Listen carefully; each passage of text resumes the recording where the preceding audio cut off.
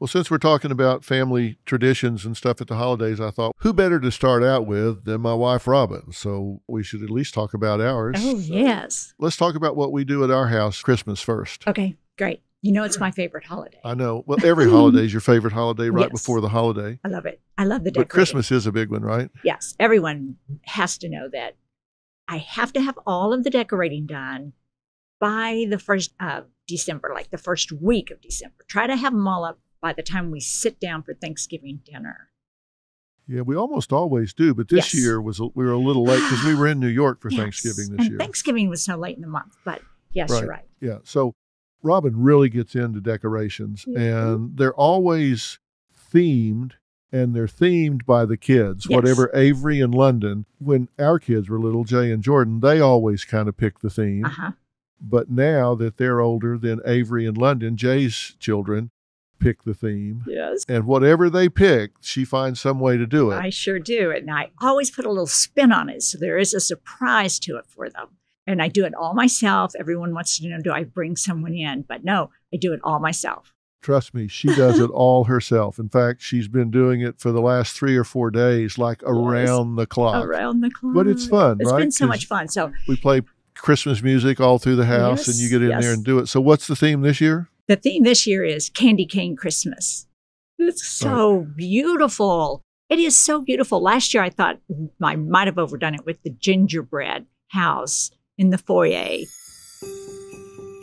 This is a magical time of year, and I do love decorating. Every year, I do a different theme. Last year, I had this life-sized gingerbread home built in our home for our grandchildren, Avery and London. I love bringing things from year to year and using them over and over. So this mantle and fireplace, I needed something to display all these really fun things. London and Avery's stockings.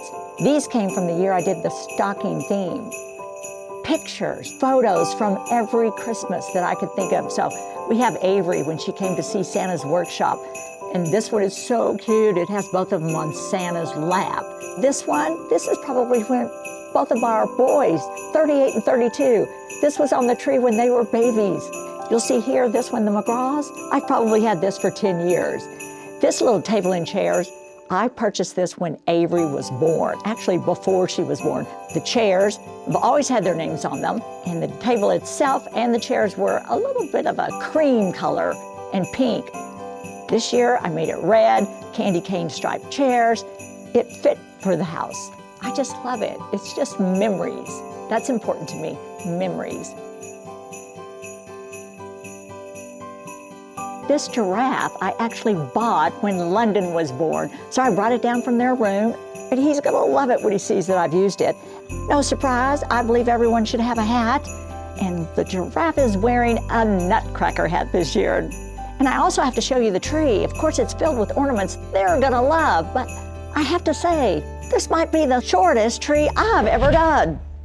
But it's for them, so I love it. I love those babies, and I love this gingerbread house. I know they're gonna love it too.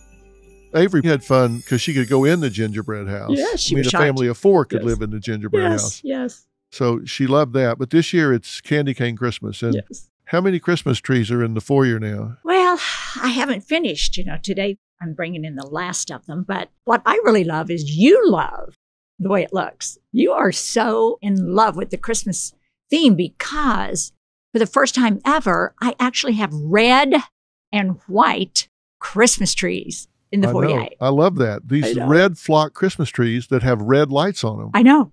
Yes. So that's as red as you can get. So I probably have a total of 24 Christmas trees in the foyer that extend into our dining room and then into the hallway. There's some out on the patio, right? Yes. And I have like a 12-foot red and a 9-foot white and maybe another one. And I've kind of pushed them together so they kind of look like candy canes. It's gorgeous. They do. And then you've got the center table that you've got jelly bellies and all kinds of stuff. So I have candy canes and I have some signs that say, have a candy cane Christmas. And then what's really cute is I found 2 of the most adorable photos of the babies. I still call them babies from past Christmases. One's on Santa's lap and one of them, they're eating candy cane suckers. And I blew them up to like 16 by 20 and just huge, and photoshopped the one with the suckers because it was a summertime photo. And so they're Christmas themed and probably have, how many candy jars would you say? 40, 50. Full of candy. Clear candy jars full of M&Ms and jelly beans and stuff and candy canes. Yes.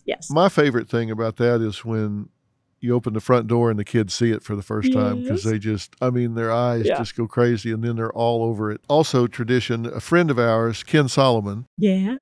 He's the head of Tennis Channel, is a amateur photographer, but unbelievable.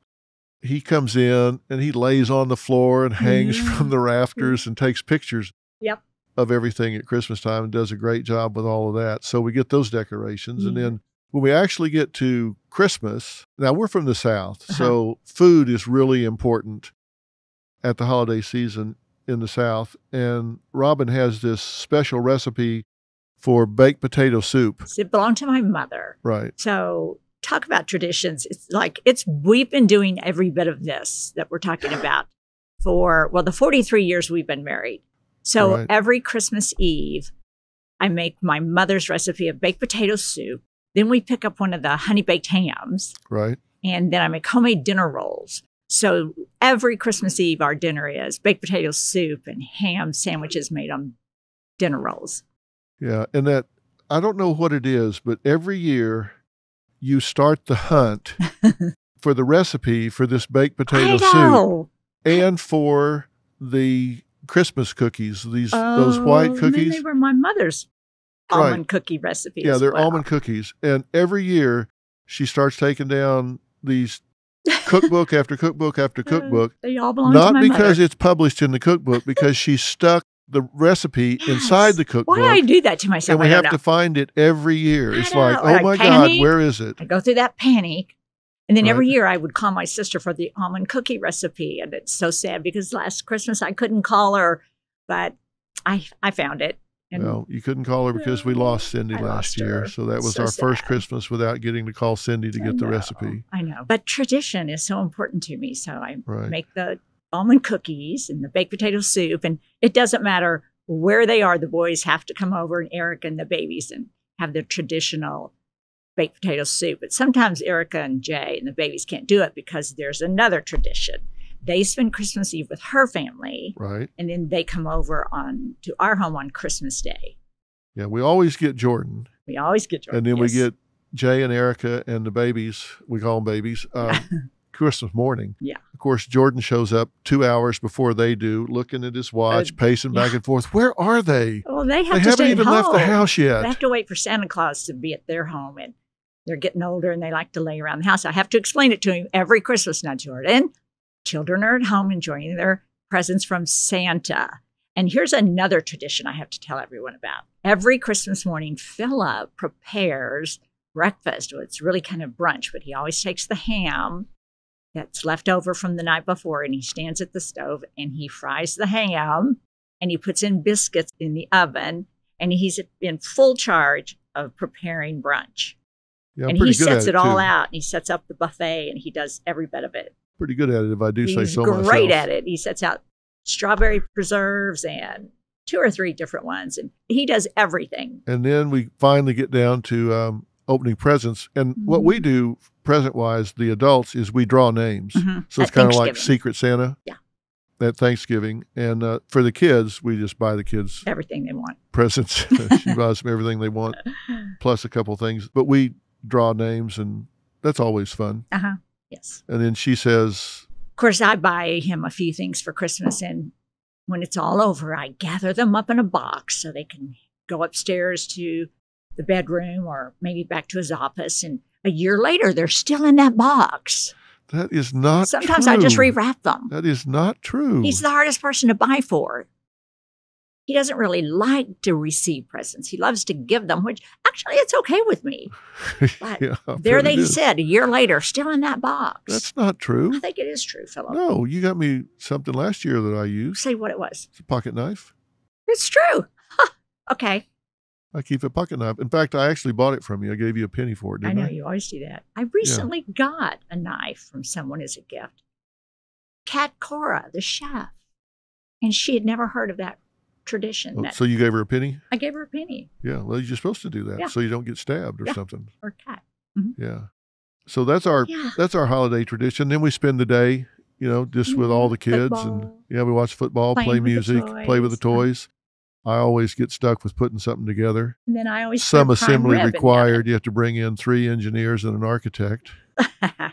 Sometimes we do turkey and dressing or prime rib, but I always cook a big late dinner. Yeah, like I say, it's the South, so we're always into that. It's all about food. Then when we all get around at dinner time, we do talk about something that we feel we've really been blessed by that year.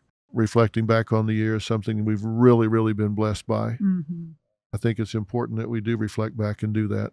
And the babies now are old enough that they get to add to that conversation. So it's so fun. They're 8 and 9.5. So it's becoming very, very sweet and so meaningful. Well, we want to hear your family traditions as well. And, you guys have heard me say, I think one of the things that makes a family phenomenal is to have rituals and traditions. Those things that your children will remember all of their lives. Our boys are grown now, and they remember this all growing up through their lives. And now Jay's doing it with his kids, and I'm sure Jordan will if he ever settles down enough to have children. But it's so important to have that rhythm to your family, rhythm to life, those rituals and traditions that you look forward to. And they don't just have to be associated with the holidays, but that's a great time to start and create rituals and traditions. So that's what happens at the McGraw household over the holidays. Yeah.